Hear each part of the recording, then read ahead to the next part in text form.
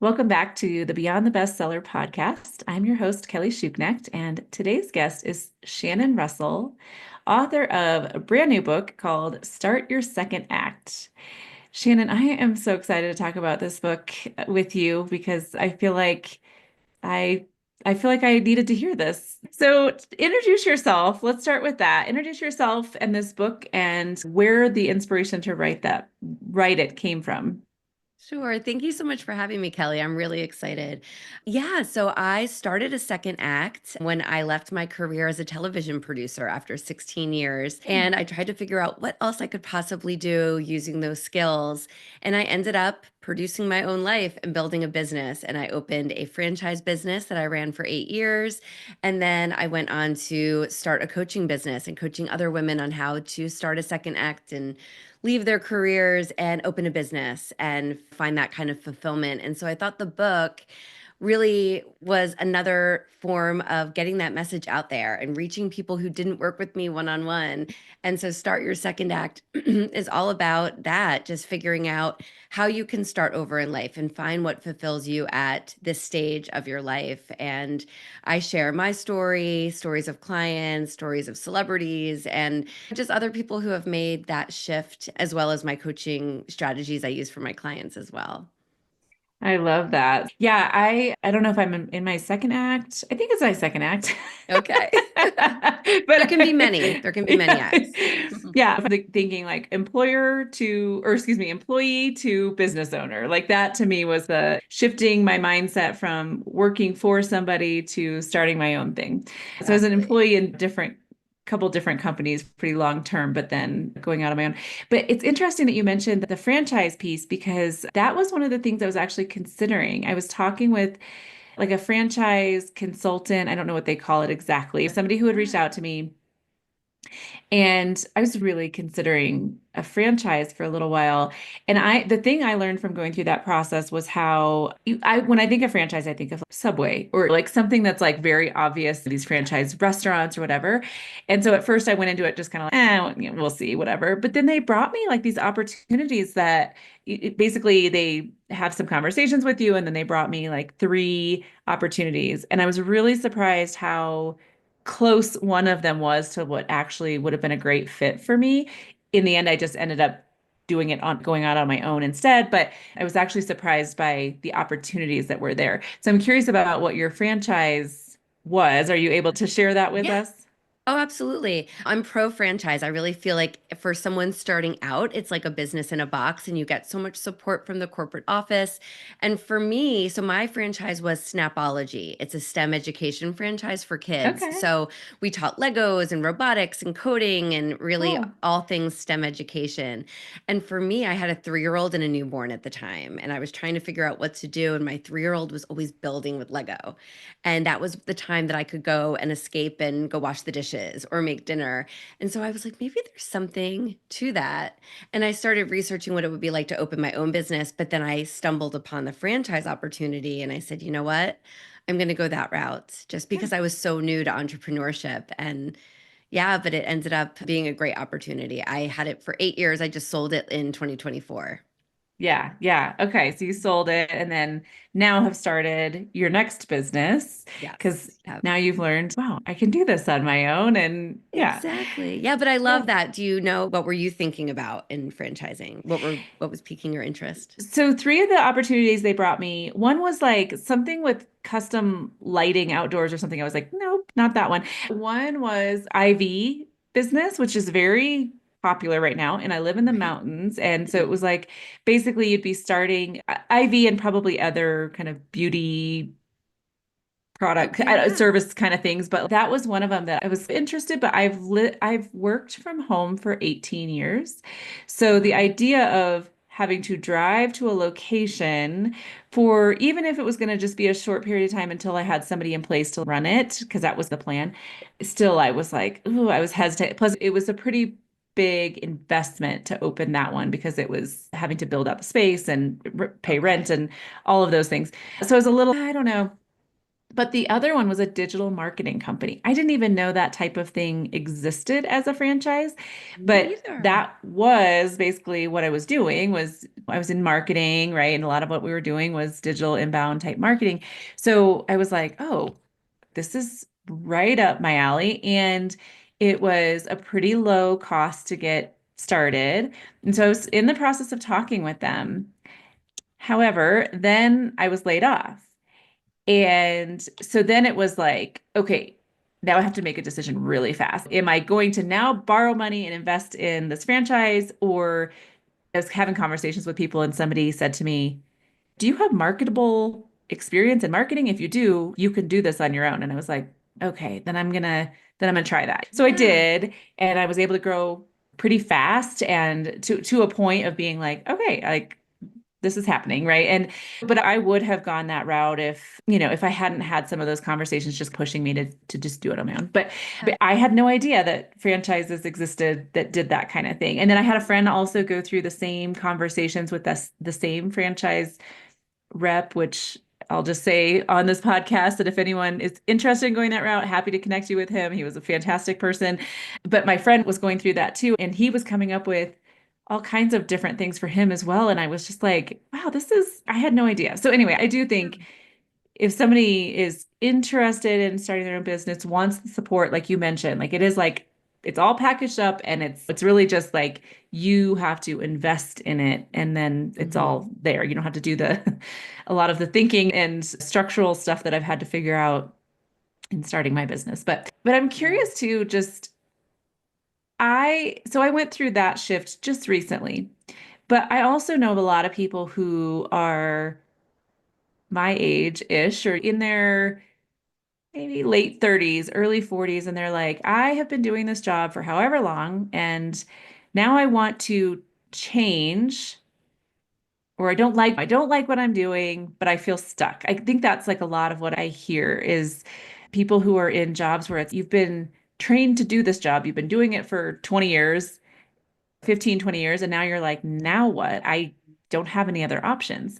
So it sounds like you work with people to help them see some of their options, not like a franchise consultant, but just thinking outside of maybe what they thought was possible. So I'd love to hear some of the stories of people that you've worked with to help them start that second act.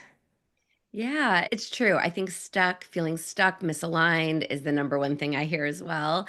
Because, yeah, you pick this career at 20 and then your life evolves and maybe you're stagnant and you're not growing and there's not room for creativity. So there's so many reasons to feel that stuck feeling. And yeah, and I work with a lot of women who want to leave that 9 to 5 and use their experience and their skills to maybe build a business so they have that freedom and flexibility that you and I both wanted. And yeah, and I think a lot of times it's looking at what you can do because sometimes we're so close to the day-to-day tasks that we do in our role that we think everyone can do them and they're not special. And so I really work with women to look at that list of everything you can do either in your current job or in past jobs and really appreciate what you can do. And once you look at it, take that step back, you say, wow, like I can do a lot. Let me think about these ideas that I've been considering for my second act and see what correlates. And it took me a long time to figure out what a television producer could do outside. But once I started building my first business, I said, wow, so much of what I did does transfer. And that's what's really fun for me to dive into with my clients to figure it out. And I've had a lot of teachers come through that are just maybe a little burnt out from being in the classroom and when we dive into the Mhm. fact that they can write curriculum, they can present in front of their students, they can do all of the admin of working with parents and the politics and the admin side of teaching, doing presentations, managing a classroom. Those are all really valuable skills that can be moved into so many different ways and avenues. And I've had, oh gosh, one teacher I had wanted to just take her education and build her own like sensory play classes for toddlers and she started that locally in her community. And then she ended up just this past year opening her brick and mortar location where she also offers like workplace, like co working for parents where they watch the children and the parents are in the same room, but in another divided section doing their work. And she's just giving back to her community. So that's one I write about that a lot in the book because I'm so proud of her. And yeah, and there's like another woman that worked in fashion in New York City And she loved her job, but she now wanted to be close to the kids and not have a commute. And so she used her commuting time to get her certification in lactation consulting. She was really fascinated with helping new parents feed their children. And so she got her certification on her 2 hour each way commute. And then she opened her own business and really big changes. And so I could go on and on, but those are just two that are incredible. Yeah, no, that's great. And you just sold your business in 20 your franchise business in 2024. So your current business did you just start it in 2024 or had you already been okay, Yeah, I started it in 2022. So it's been a few got it. years, but I was running both alongside of each other. And then the coaching business, I really started like picking up sooner than I thought with clients because a lot of women would see me in my STEM education franchise and then say, wait, how did you go from TV to this? Can you help me? And so that's where kind of the idea was. Because it took off a little faster than I had anticipated, I was like, you know what? Let me try to sell the franchise and let it still keep going because it's my baby. But really, so now instead of helping children, I'm helping women. Oh, that's awesome. That's so Yeah. great. And what made you, so you had the franchise, what made you want to start this other thing on the side? What was drawing you to do more? Because I think sometimes we're a little bit crazy. We try to do all the like we're running this. That's what I was doing when I was in a job. I had a corporate job, and then I was like, but I want to do something else. And so then I was like starting things on the side and talking to the franchise people and trying to figure out what was next. And I'm like, I don't know why we can't just do what we're doing. But anyway, so I have no idea. Yeah, I think it's the idea for me at least. I was like, wow, I was able to grow this franchise business. Like, what else is next? Like, I feel like we're yeah, always, especially if we're ambitious and have that creative side that we're like, what else can I do? What can I, not that we have the time, but we try to figure it out. right, And right. yeah, and it was really those conversations with customers because the customers would say, oh, you must have been a great teacher. What grade did you teach? And then I would say, actually, I'm a television producer. And it would just spark that organic conversation where they'd say, can you help me? And then I had friends who saw that I Mhm. left television and now had this business, and they'd say, can you just help me figure out what else I can do? And so I said, you know what? I think there's a need for someone to help women who are like me in like this midlife era where you've got young kids maybe and you're just realizing like it just doesn't all align, but what else can I do? Like I'm not retiring. What else can I do to make life more exciting and all Mhm. feel like it fits together? And so it And just turned into that, like you were yeah, helping because I didn't people, have that when I consulting. was going through it. I was lost for Yeah, well over a year trying to figure it out, and now I yeah, can be that accountability partner and help other people. yeah, yeah, that's great. And you have a podcast called Second Act. I'm cheating because it's behind you in our screen for, Oh, yes. for people who aren't on video. Second Act Success. And so, what is that podcast? Who do you have on there? Is it people who have successfully transitioned to their second act? Is that kind of Yes, the it's inspiring stories of women who have made that leap and how they did it and the advice and the lessons learned. And then I do a lot of solo episodes and I also sometimes bring on experts. Like I have had franchising experts on or financial experts, workforce experts to talk about different situations that are happening. Really Mm, my favorite part are the inspiring stories of hearing other women so the listeners can say if she can do it, I can do it because that's what it's all mhm. about. Now, have you ever had anyone? Because when you're talking about women saying, "Oh, how did you do this?" and then you're walking them through it, I feel like I mentioned I've worked remotely for 18 years, and I've had a lot of people come to me, like, especially 10 plus years ago when remote work wasn't as common. People would come to me like, "Can you get me a remote job?" or "How do I get a remote job?" And I'd help them, and then I got to the point where I would stop trying to help people because I would see that they wanted what I had, like working from home, being able to balance having family and having a job and whatever, having that flexibility.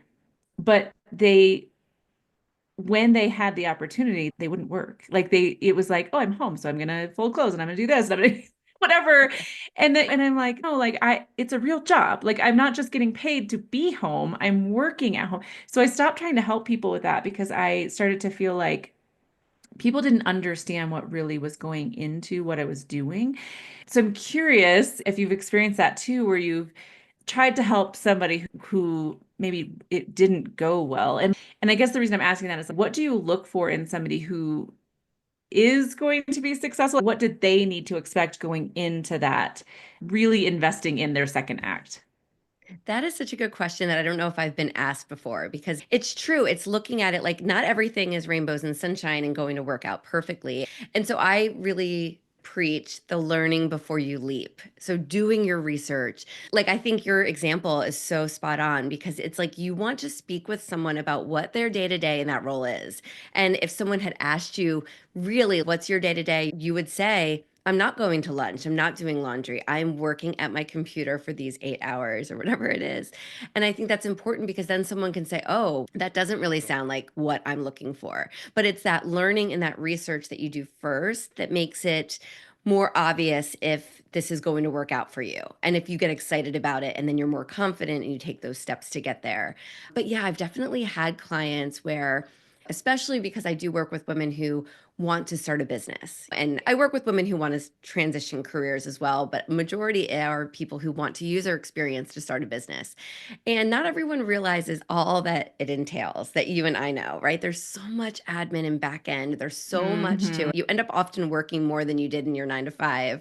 And I've had a couple of clients who've come to me and just, I would say maybe weren't 100% willing to give it everything and try. And the second something failed or didn't work, they went back into their shell. And it was, whereas I'm like a huge cheerleader. Okay, great. That didn't work. That's actually good news. Now let's try it this way. And Hmm. some people just can't wrap their head around failure like that to try to switch it and try to something, start something else. So I have had clients who have gone back to their 9 to 5. I had one client who tried her business and then said, you know what, I have to go back to teaching. And I applauded her and told her I was so happy because that is the best thing for her family and that she can start that business or keep it going on the side and pick it up. But it's not a failure because you started it and it's still yours. There's always something to learn in any kind of situation. But I think Yeah. learning and doing that research is key. Yeah. And what's the worst that can happen if you pursue your own thing and then you realize this isn't for me, right? You can always go back, right? Always. Maybe not always. It depends on your field, but mostly always you can go back to what you were doing, or you just learn that maybe this wasn't a good fit for me. And I think in the examples I was giving, like some of those folks just maybe they learned, or hopefully they learned from those experiences, oh, maybe remote work isn't a good fit for me. It's not a good fit for a lot of people. It's not, you're Um, right. I it has love been it. yeah, it has been a great fit for me. I think that my career has been very successful because I was working remotely, but I have seen that it is not for everyone. Some people Right. can't concentrate at home, some people, whatever. There's in business ownership, it's not for everyone either. Like you said, it's sometimes you work a lot more than a 40-hour work week. And Yeah. I'd You're love to thinking get, about it 24/7 and yes, yes. And yeah. that also works well for me. It's just my personality. But yeah, if you're not ready to be, I don't want to say stressed all the time, but like thinking Right. about it all the time, It's so um, true. yeah, then it may not be the right thing. But does the second act always have to be your own business, or can it look like something else for people? Yeah, and that's why in the book I really talk about how it doesn't have to be just a business or a career change. It can be like pursuing your creative passions and maybe taking up the guitar or learning how to play the piano or teaching art classes or writing a book or starting a podcast. Really, there's some examples of women who just are like, you know what? I want to volunteer full time. I want to give back to my community and I want to figure out a way to be able to do that. So it can be anything. It's just really starting something that's always been that little voice in the back of your head that you've wanted to Yeah. do and to realizing, okay, it's now or never. Let me try it.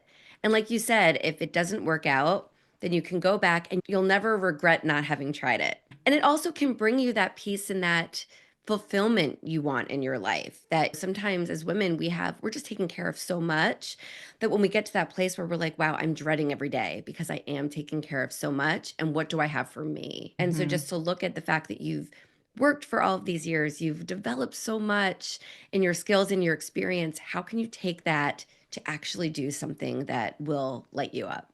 Yeah, and I think you mentioned the like thinking about what you do or what your skills are, what you enjoy. I think that's something that I don't know, like when I first started my business or when I was thinking about starting it, I lost my job. I was thinking about, okay, what are we going to do?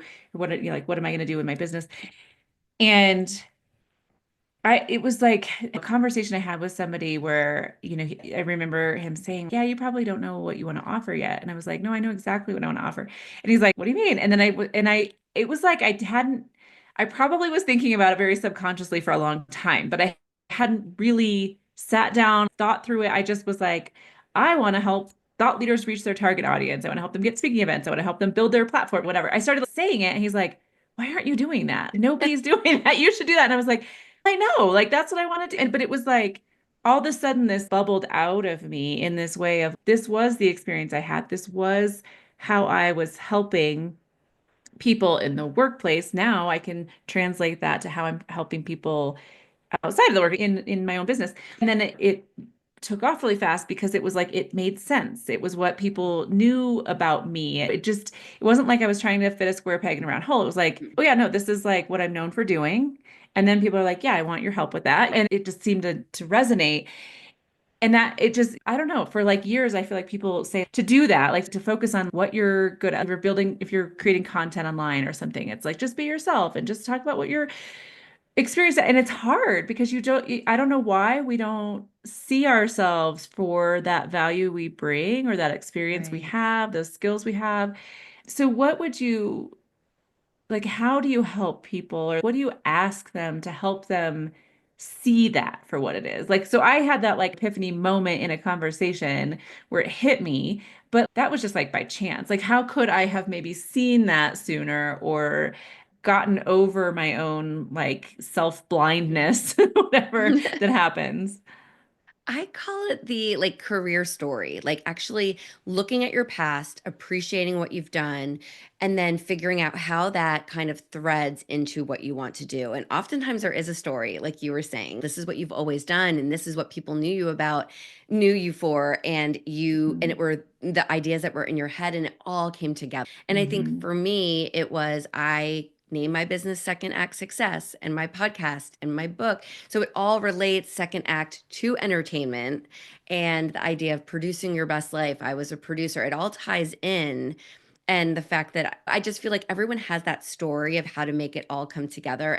And I'm certified in UMAP, which is a career assessment. So with all of my clients, we go through the UMAP and it gives you that profile of your strengths, your personality, your values, your skills. And it's all of the things that you can do. And we really pull out things that you no longer want to do. So you might be really good at money and not want to work on the budget in your new business or whatever it is. It gives you this profile where you can say, okay, this is me on paper. And as I'm thinking about that second act, I'm going to make sure that this is the roadmap to get me there. That second act aligns with my values, my skills, my personality. And then it pulls that story all in together. And then it helps you be able to explain to other people, hey, this is my next venture and this is why I'm doing it because I did this for 20 years and now I'm pivoting to do this. And this is why I'm an expert in this field. So it's Mm-hmm. really doing that research again, looking inward, and then seeing how it correlates. That's great. It's fun. It's like a puzzle. Yeah, yeah. So many of my guests that I have on, I am like, gosh, I could have used your advice, your help, your book back a year ago. But I'm so glad that I'm discovering people like you doing the work that you're doing now so that I can help share that and spread the word with other women who are maybe in that same position I was a year ago. And there's so many resources out there and in the moment, it might just feel like, oh, there's no options. I'm just stuck in this job forever. But really, there are so many options out there. And people like you, your podcast seems like a great thing for inspiring women to take that leap. And your book, Start Your Second Act, How to Change Careers, Launch a Business, and Create Your Best Life. So, great subtitle is available now. We'll say now, even though it's not as we're recording, but it will be when this comes out. So, Yes. yeah, so we'll link to that book in the show notes. Any other way, Shannon? So, we'll link to your book, also your podcast, but any other way that listeners can find out more about what you're doing and get in touch with you? Oh yeah, I hang out on LinkedIn a lot, so I'm Shannon Russell career coach over there. And really Second Act Success is my website, so you can go to secondactsuccess.co and every way to work with me, free resources, all of that is there as well. Perfect. We'll share all of that. Thank you so much, Shannon, for coming on and for sharing Thank you. your journey and for helping women discover their second act. Thank you so much, Kelly. This is great. I appreciate it. Looking for a community of women writers to support and inspire you on your journey?